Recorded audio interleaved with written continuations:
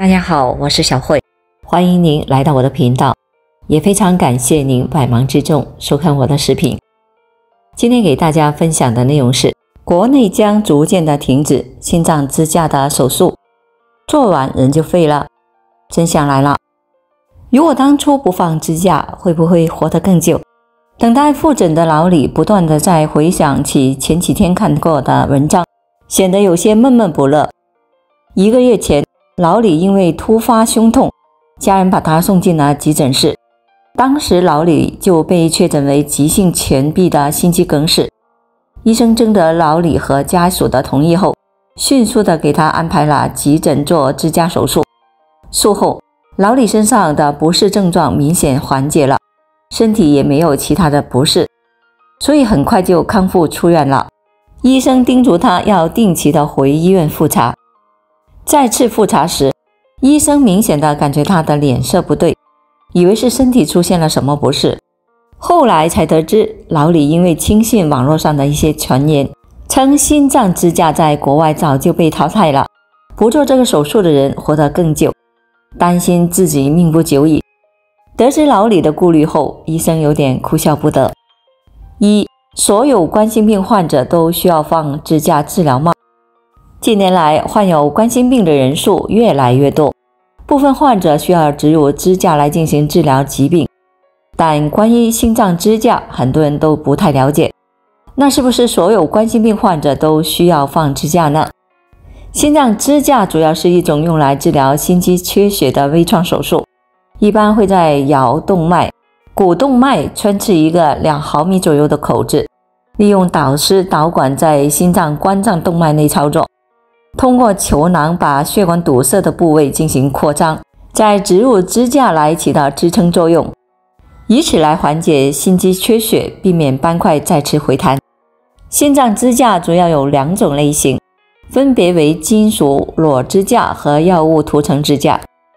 金属裸支架的价格较低，材料多为不锈钢、合金或者是生物材料，表面没有药物涂层。使用这类支架，术后服用抗血小板药物的时间较短，但有较高的再狭窄的风险。建议本身经济条件较差、血管病变短、血管较粗、不容易再次狭窄的患者使用这类的支架。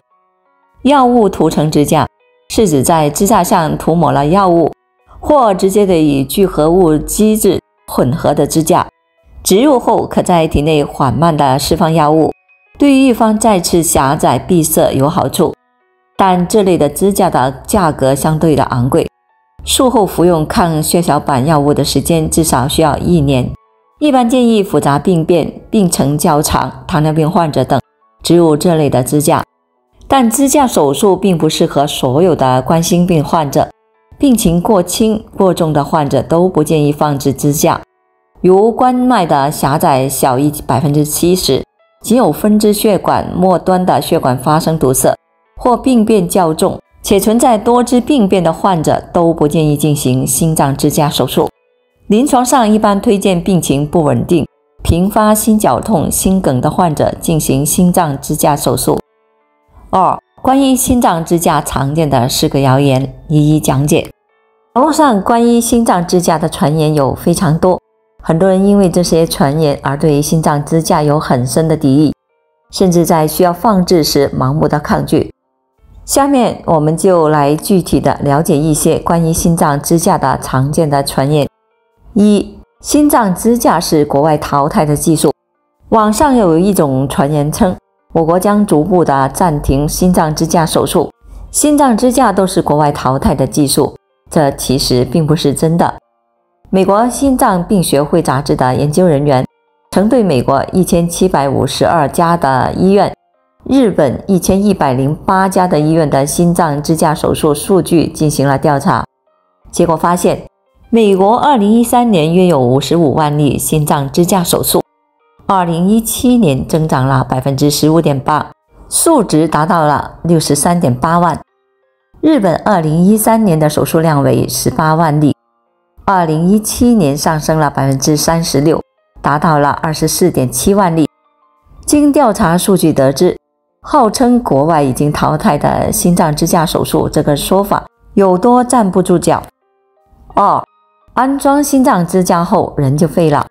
复旦大学附属华山医院罗新平教授表示，心脏支架仅仅是将患者堵塞的血管打开，恢复正常的血供，并不会给健康带来其他的影响。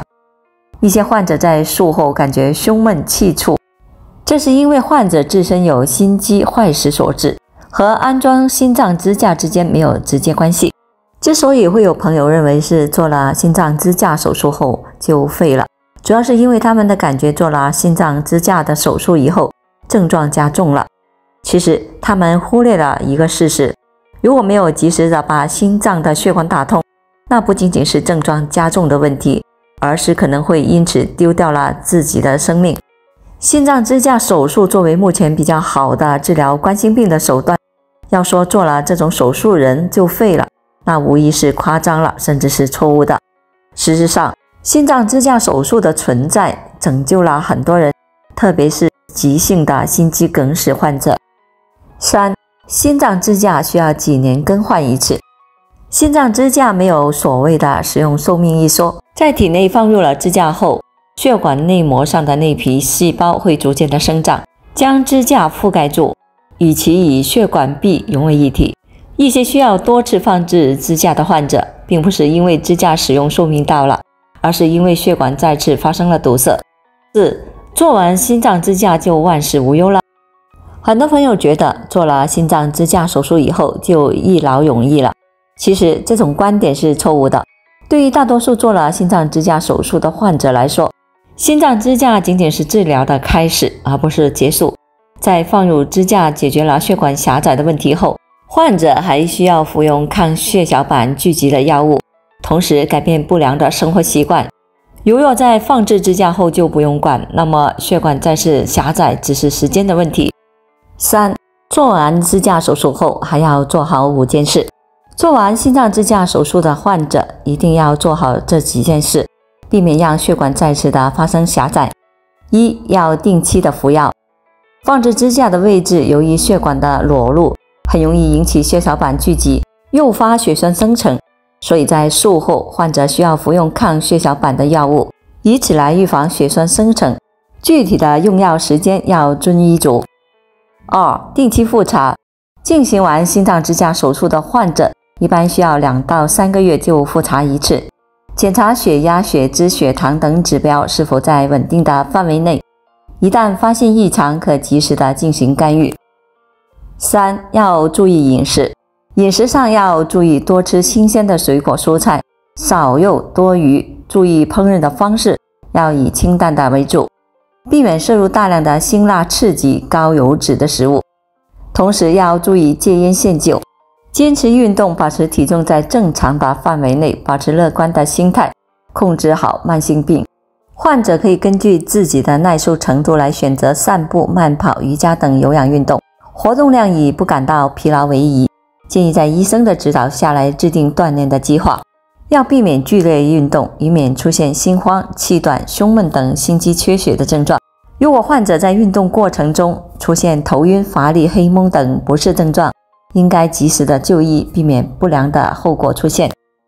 4. 平时多喝水。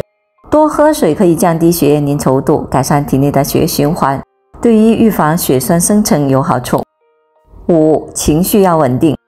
良好的情绪可以让心率保持稳定，长期的暴躁易怒、情绪波动都会导致心率波动变大，对于心脏的健康较为不利。对于需要放置心脏支架的患者来说，一定不要过分的抗拒，这个手术对于急性期的患者来说无疑是救命稻草，切不可因为相信谣言而延误最佳的治疗时机。好了，朋友们，今天所分享的视频内容就到这里了，欢迎大家在评论区分享您的生活经验，也非常感谢您的支持和鼓励，我们下期见。